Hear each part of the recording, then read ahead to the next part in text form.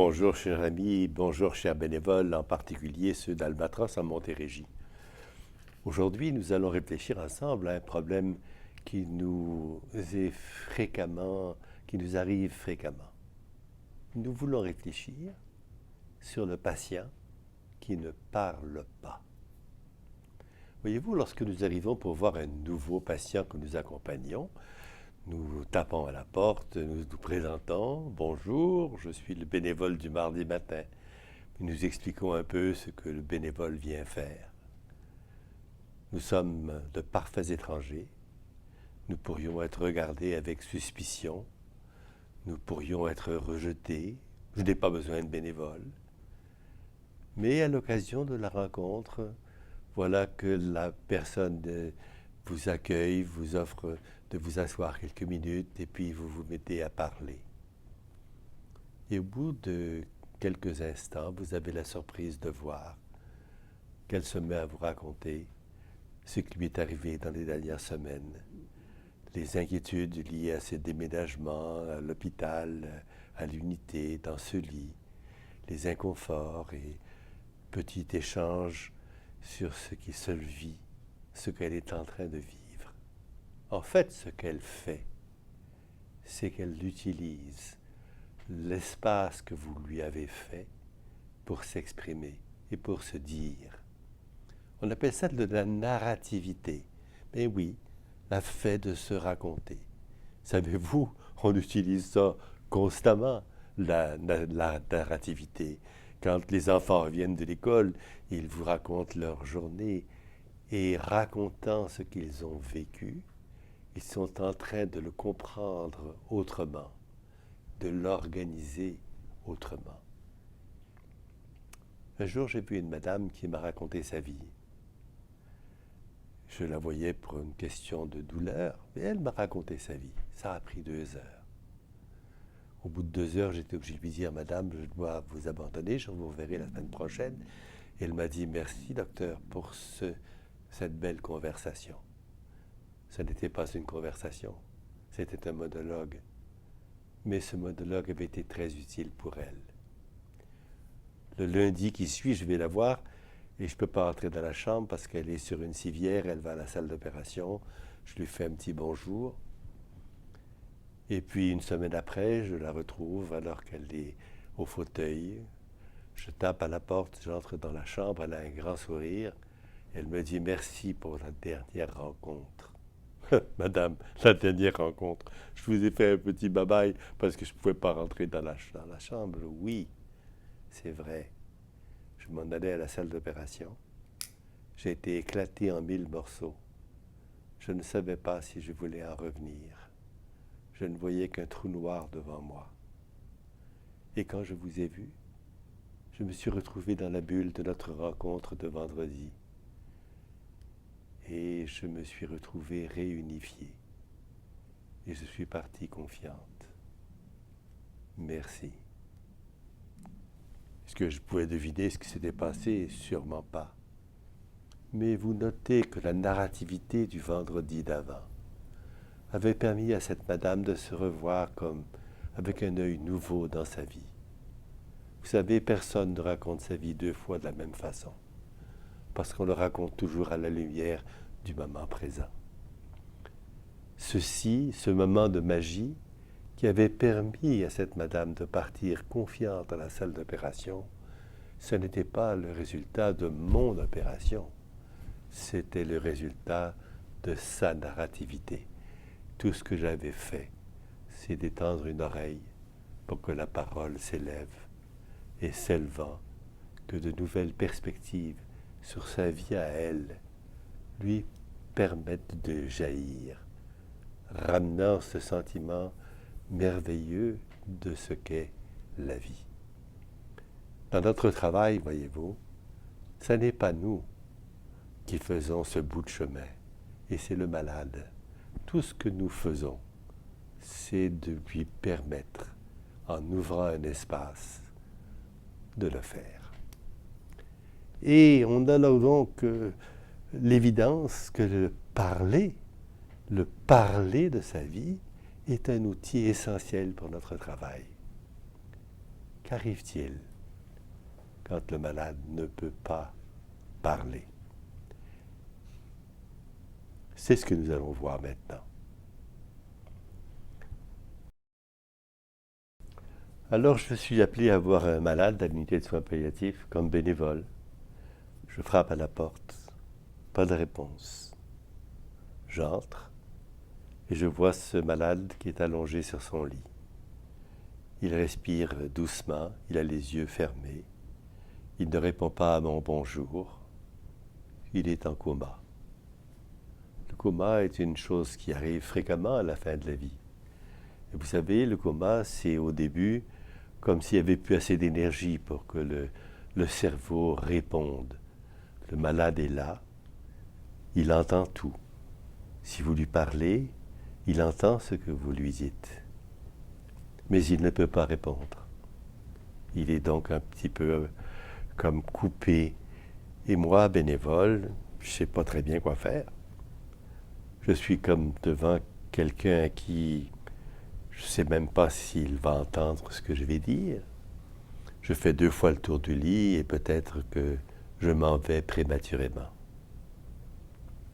Et si vous partez prématurément, alors il y a quelque chose que vous manquez. Ce que vous manquez d'abord, c'est de la confiance, que la simple présence, une présence qui est positive, une présence qui est amicale, joue un rôle important dans nos relations. Vous manquez peut-être le fait que le malade, il sait très bien que vous êtes là. Il ne peut pas vous parler. Et peut-être qu'il a besoin de vous entendre. Et que ça va le rassurer de s'entendre « Bonjour, je suis le bénévole du mardi. Aujourd'hui c'est mardi, tel jour. Il fait beau. Votre famille va venir vous voir cet après-midi. Je viens voir si vous êtes bien. » Et simplement le ton de votre voix, le fait de vous asseoir près de lui, de passer un peu de temps avec lui, c'est un signe qu'il est important, qu'il vaut le temps que vous lui consacrez. Que pour vous, cet exercice n'est pas un exercice pesant, mais c'est un exercice de fraternité, et que vous accueillez la situation comme elle est. Cette rencontre avec la personne au coma vous permet aussi de l'examiner de loin, de voir s'il est calme, s'il a des signes de souffrance, si son visage est crispé, s'il a des sauts dans les membres, toute petite observation que vous pourrez partager avec l'équipe de soins si cela est constaté. Ce malade qui est en coma, il est peut-être parfaitement conscient que vous êtes là. Et une façon de le faire, c'est de mettre votre main sous sa main. Sous sa main, il peut serrer avec sa main et vous faire un signe. Il peut être heureux de vous entendre chanter. Il peut être heureux de vous entendre remplir le moment de silence ensemble avec quelque chose d'imprévu. Et le fait de chanter quelque chose, il y a longtemps que je t'aime jamais. Voilà que les souvenirs anciens se ramènent dans son esprit à lui. C'est un moment de paix. Et vous amenez ce moment de paix dans la détente. Vous avez changé quelque chose. Si vous partez trop vite, vous ne faites pas confiance à l'efficacité de la rencontre. Si vous restez trop longtemps, vous ne pourrez pas voir non plus d'autres malades. Il y a un choix à faire. Mon message est le suivant. N'abandonnez pas trop vite les gens parce qu'ils ne peuvent pas vous répondre.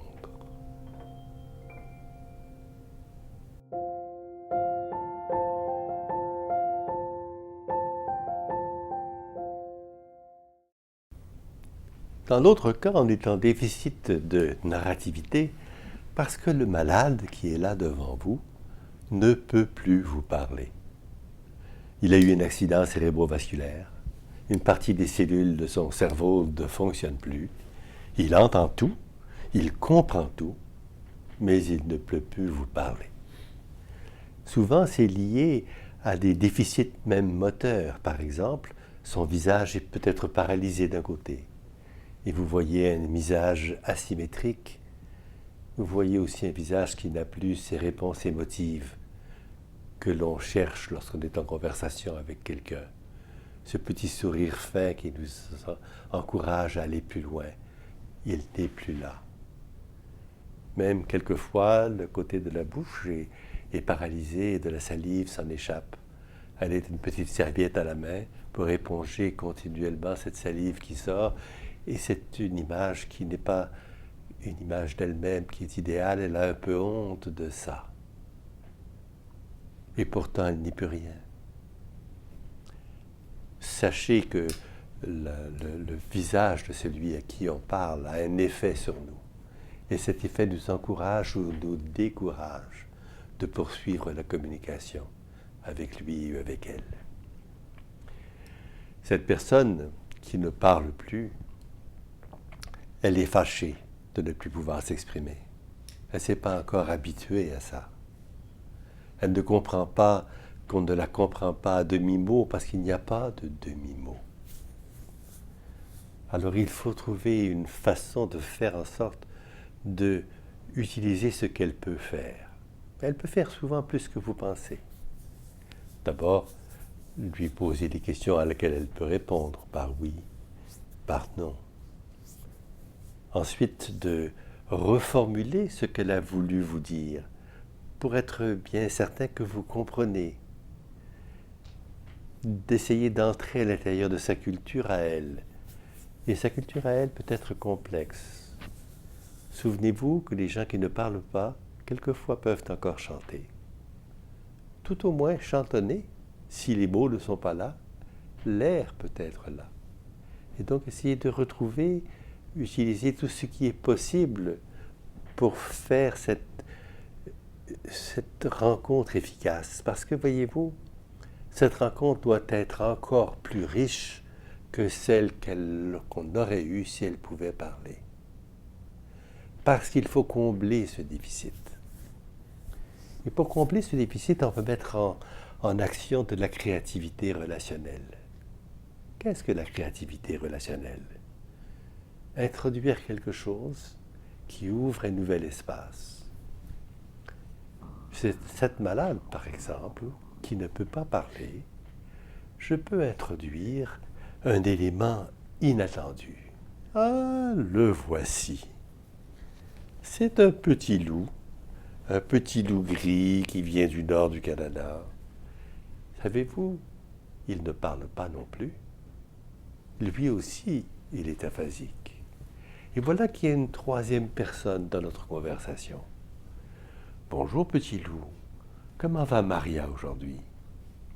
Ah, elle va très bien. Hier, il lui a coupé les ongles de ses pieds et c'est beaucoup plus confortable avec les draps. C'est vrai, Maria? Alors ça, c'est une belle avancée. Dis-moi, petit loup, est-ce que je peux te demander de lui demander quelque chose? Et voilà que le petit loup me dit, que dois-je lui dire? Et il se tourne vers elle et lui dit, Patrick voudrait savoir si c'est la paix dans votre cœur. Question qui est tout d'un coup au cœur de ce qu'elle est, au cœur de ce qu'elle vit. Est-ce la paix dans votre cœur? Et Maria est touchée de la question et elle répond au petit loup qui me dit oui. Maria dit que c'est la paix dans son cœur. La paix malgré la situation. Et Maria me montre le mur avec sa main. Avec le petit loup, je regarde sur le mur, il y a un calendrier. C'est le mois de décembre. Il n'y a aucun rendez-vous. Dis-moi, petit loup, penses-tu que Maria s'inquiète de ne pas avoir de visite? Mais oui, je pense que c'est vrai. Alors, Je vais aller téléphoner à son fils pour m'assurer qu'il va venir. Lorsque je quitte, je vais laisser le petit loup sur l'oreiller de Maria et je vais lui demander de prendre soin d'elle. Et quand elle aura besoin d'avoir un peu de réconfort, de penser que je reviendrai faire bouger ce petit loup. Vous comprenez qu'il n'y a aucune infantilisation ici. Je n'ai pas pris une voix de comédien pour faire marcher une marionnette. J'ai introduit une nouvelle façon de communiquer dans un contexte où la communication était fatalement pauvre. Je peux vous dire que Maria, le petit loup et moi, nous sommes amis depuis 3 ans et que cela a considérablement changé, et sa vie à elle, et sa vie à moi.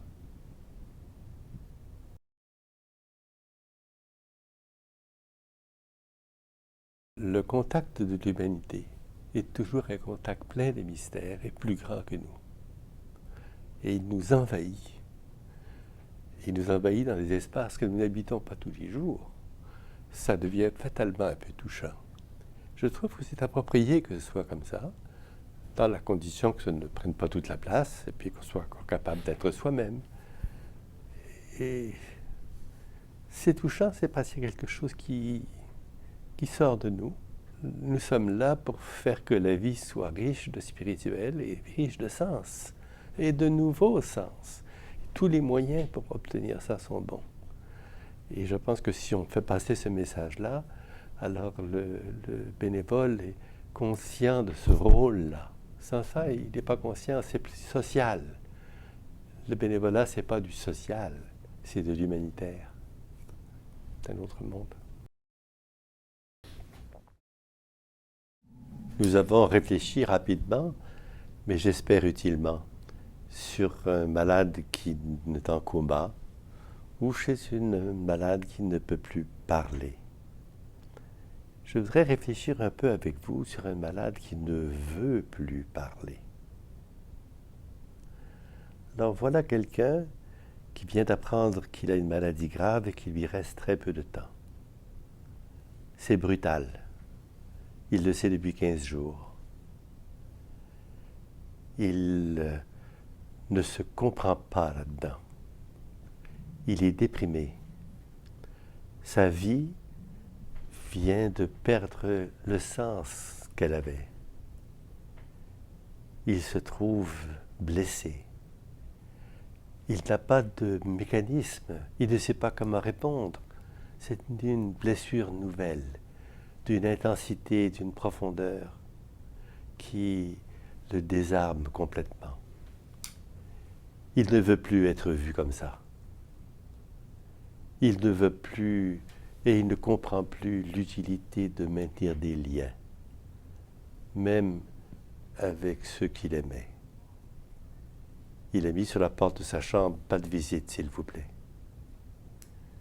Quand j'entre dans la chambre, il regarde le mur avec le drap tiré sur la tête.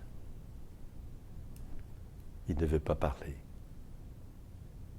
Je n'ai pas besoin de bénévoles. Quelqu'un qui dit qu'il ne veut pas te voir, ben tu n'insistes pas. Tu n'insistes pas pour cette journée-là. Mais est-ce que tu peux faire quelque chose demain ou après-demain? Est-ce que toute porte est fermée? Est-ce qu'on peut reprocher de taper à la porte dans l'espoir de la voir ouvrir? Évidemment, le faire dans la délicatesse et sans vouloir avoir aucune violence vis-à-vis de cette personne qui ne veut plus de contact parce qu'elle s'est enfermée dans un trou noir. Souvent, dans ces circonstances-là, c'est compliqué parce que les mots sont tous devenir traîtres.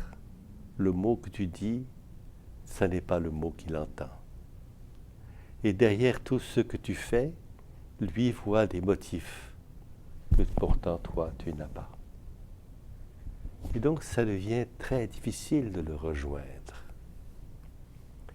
La créativité relationnelle peut peut-être nous aider à essayer de trouver un nouveau passage. Un passage qui évite les mots. Un passage dans lequel on est en dehors de ce qui est attendu. Je voudrais vous en présenter un que j'utilise quelquefois, avec lequel j'ai souvent eu du succès. Et c'est un outil qui va venir faire un silence habité. Je vous le présente. C'est un tambour. On l'appelle le tambour océan. Pourquoi tambour océan? Écoutez bien.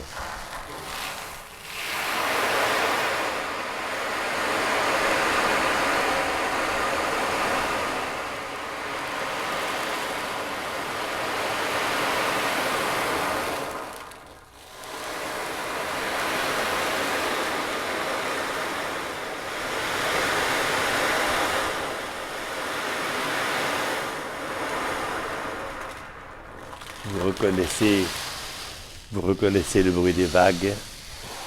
Vous entendez ce lent battement des vagues qui arrivent sur la plage. Et voilà que dans cette petite chambre, c'est maintenant le bord de la mer.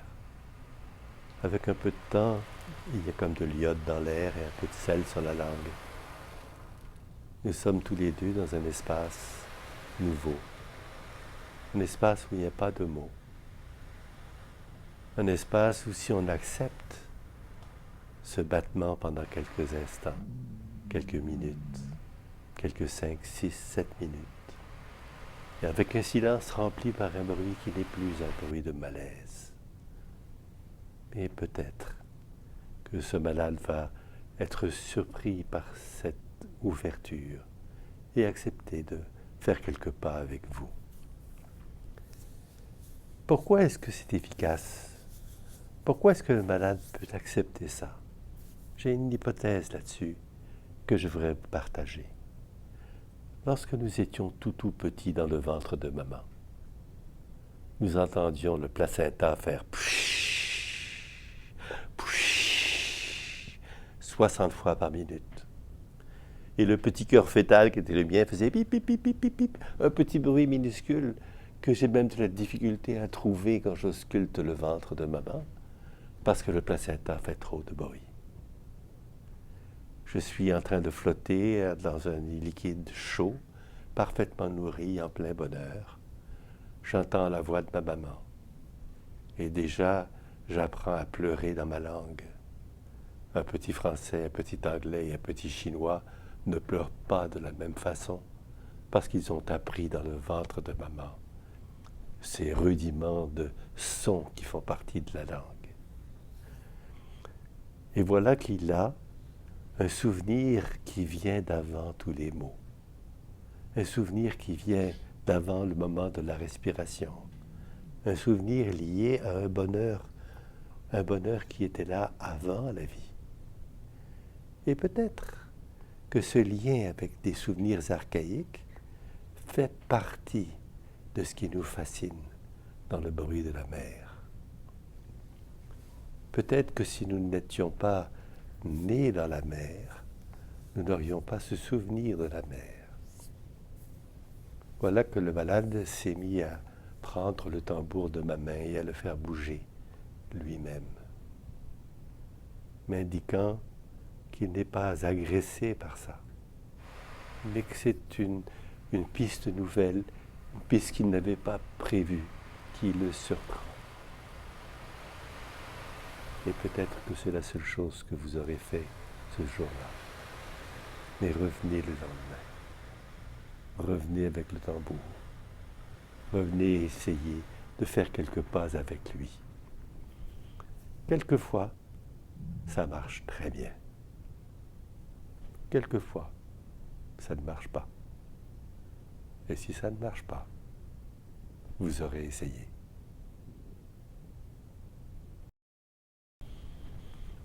Voyez-vous, nous, bénévoles, nous sommes bien heureux parce que nous nous exposons volontairement à l'efficacité du partage de notre humanité. Et si vous voulez que cela fonctionne, il y a une condition. Il faut se faire confiance. Il faut faire confiance à cette possibilité de guérison que nous abritons tous à l'intérieur de nous-mêmes. Et ce n'est pas une guérison pour nous, c'est une guérison pour l'autre. Si nous n'avons pas confiance, rien ne peut se produire. Mais si nous avons confiance, quelque chose peut se mettre à pousser dans cet espace entre lui et moi. Quelque chose que je n'ai pas créé, quelque chose que j'accueille, comme lui aussi l'accueille, et qui nous renvoie à chacun un visage de ce que nous sommes comme êtres humains, interreliés profondément les uns avec les autres, et capables de nous partager à la fois le bonheur de la présence et à la fois l'espoir d'une nouvelle rencontre demain. Ayons confiance en ce que nous sommes.